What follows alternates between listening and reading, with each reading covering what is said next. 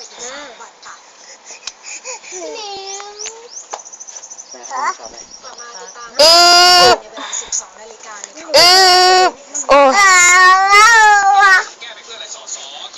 มาเร็วเฟิร์สเร็ว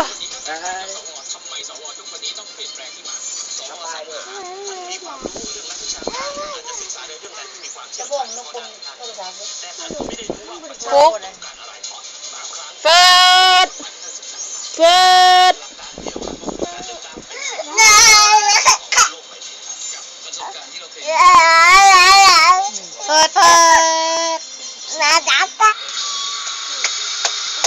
มาเร็วมาเร็วทดสอบที่ยากลำบากแค่ไหนติดตามในสารคดีสู้สุดใจไทยแลนด์เริ่มวันศุกร์ที่ 13 กันยายนนี้เวลา 20 นาทีทางไทย PBS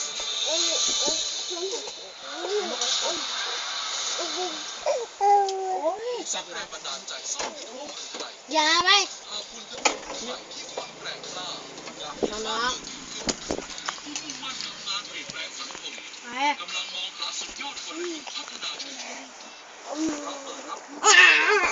โอ้ยมาเร็วมาหาแม่เร็วมา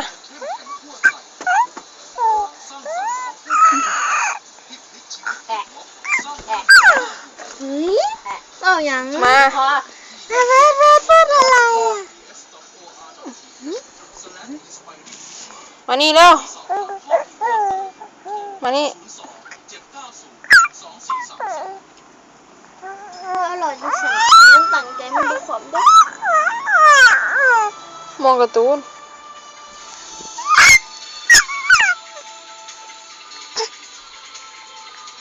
แม่มันกินแล้วนะพอดิพอ